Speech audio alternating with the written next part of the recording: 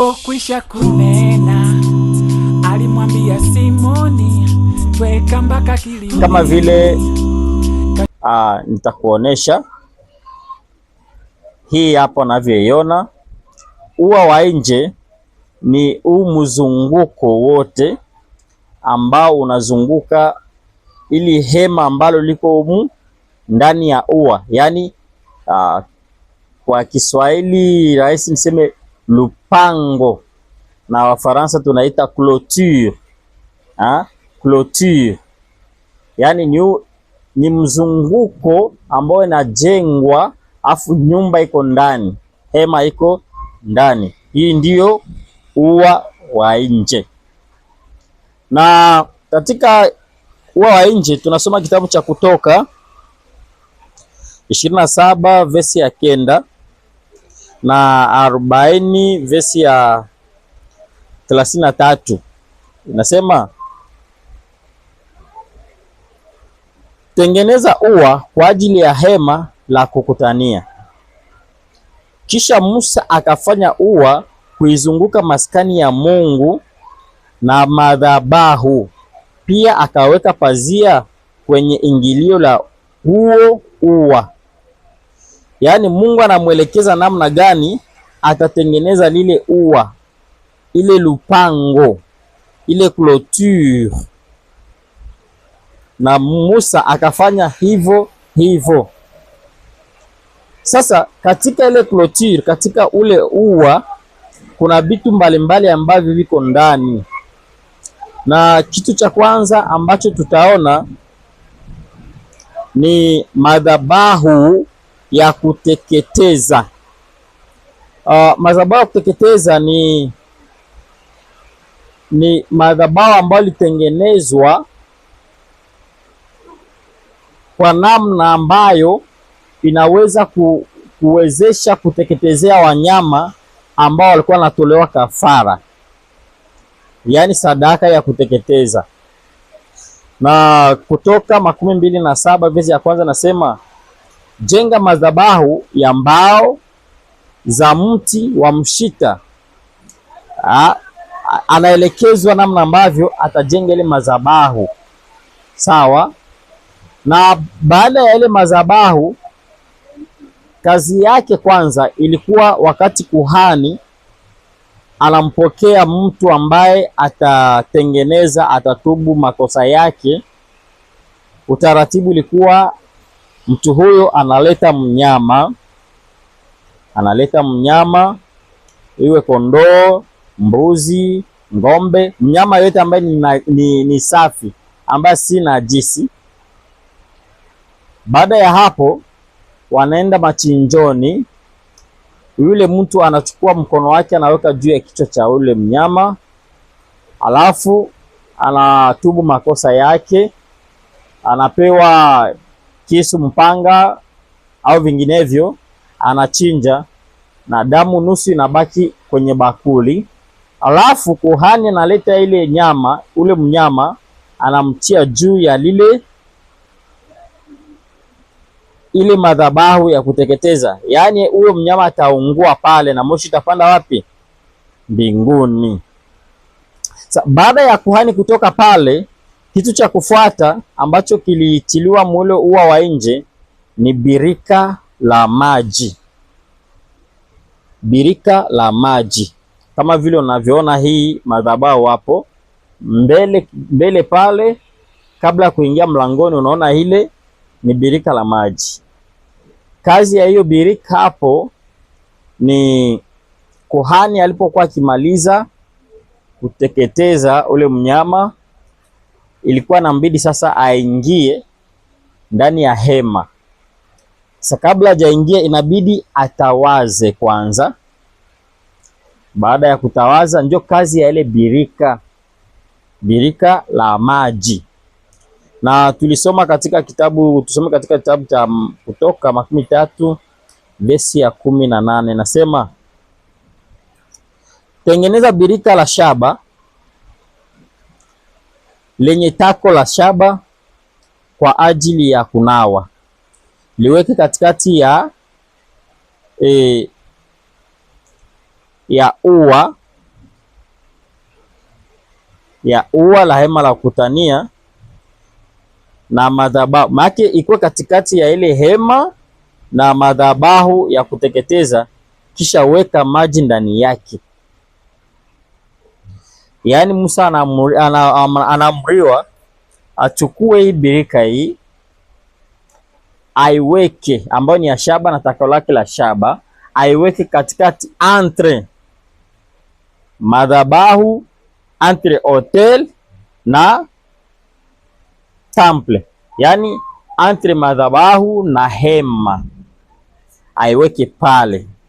Na kazi yake tulishasema, na kama vile Kutoka inasema hapa, ni kazi yake kwa ajili ya kunawa. Sawa, na tunaiona birika njo hii na kazi yake tushaisikia. Sasa baada ya kuhani kutoka kwenye birika, ilimbidi apige hatua. Tulishaona sehemu ya kwanza ya ile hema ni ua la nje, na katika ua la nje tulisema kuko madhabahu ya kuteketeza pamoja na birika la maji. Tunaingia katika sehemu ya pili ya patakatifu pa duniani. Sehemu ya pili tunakutana na mahali ambapo ni patakatifu, ni chumba cha kwanza, na tunasoma katika kitabu cha Kutoka 26 verse ya 35. Inasema hivi: weka meza nje ya pazia upande wa kaskazini wa hema, kisha weka kinara cha taa upande wa kusini wa hema. Humo ni chumba cha kwanza ambapo ni patakatifu. Kulikuwa kunapatikana vitu viwili peke yake. Kulikuwa kunapatikana kinara cha taa ambacho kilikuwa na taa 7. Vile vile kulikuwa kunapatikana meza ya mikate ya uonyesho. Sawa.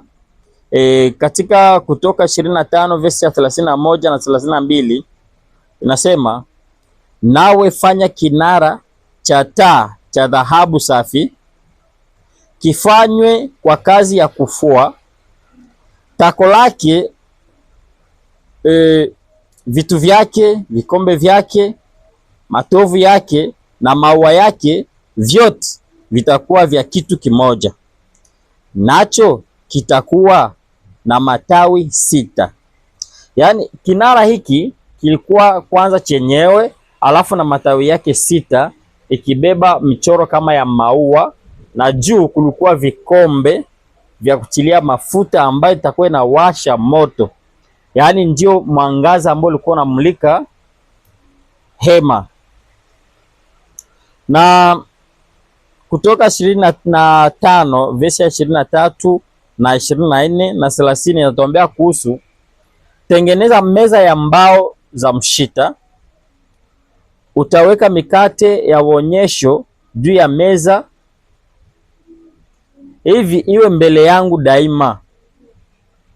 Yaani meza itengenezwe, na huku tulisikia kuwa meza ilikuwa inakaa kwenye upande wa kaskazini na kinara cha taa kilikuwa kinakaa kwenye upande wa kusini mwa hema, katika chumba cha kwanza ambapo ni patakatifu. Kutoka nje, ua wa nje, tunaingia chumba cha kwanza, tunakutana hivi vitu.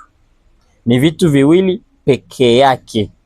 Hapa ndipo kunakuwa matatizo kidogo kwa walimu wengi, kwa sababu mara nyingi tunapofunzwa tumeambiwa kwamba katika patakatifu kunapatikana kinara cha taa 7, meza ya mikate ya maonyesho ya uonyesho pamoja na madhabahu ya kufukizia uvumba. Hila Waebrania inakataa kabisa katukatu hilo jambo. Kitabu cha Waebrania 9 tukianzia 3, yaani inasema tofauti na hilo. Waebrania 9 tunaanza kwa verse ya 3, inasema hivi: Na nyuma ya pazia ya pili ilikuwa hema iliyoitwa patakatifu. Samani, ilikuwa hema iliyoitwa pahali patakatifu pa patakatifu, yenye chetezo cha dhahabu na sanduku ya agano iliyofunikwa kwa dhahabu pande zote, na ndani yake kulikuwa na kopo la dhahabu lenye mana na fimbo ya Haruni iliyochipuka na vibao vya agano. Sasa nadhani wakati tulifunzwa kuwa madhabahu ya kufukizia uvumba iko kwenye mahali patakatifu, yawezekana walimu wengi hawakutenir compte na vesi hii, hawakuchunguza vesi hii ya Waebrania 9:3. Ila kiukweli ni kwamba Waebrania 9:3 inahakikisha katika patakatifu kulikuwa na meza ya mikate ya maonyesho pamoja na kinara cha taa 7. Nyuma ya pazia ya pili palikuwa na sehemu iliyoitwa patakatifu pa patakatifu. Yaani tunapotoka sasa hapo katika chumba cha kwanza, nyuma ya pazia, yaani ukifunua rido unakutana na chumba kingine ambacho kinaitwa patakatifu pa patakatifu. Na katika patakatifu pa patakatifu, Waebrania 9:3 verse ya 5 inasema tena, nyuma ya pazia ya pili palikuwa na sehemu iliyoitwa patakatifu pa patakatifu, ambapo palikuwa na yale madhabahu ya dhahabu ya kufukizia uvumba na ile sanduku ya agano ililofunikwa kwa dhahabu. Donc inamaanisha kwamba huko nako kuna vitu viwili, madhabahu ya kufukizia uvumba pamoja na sanduku la agano.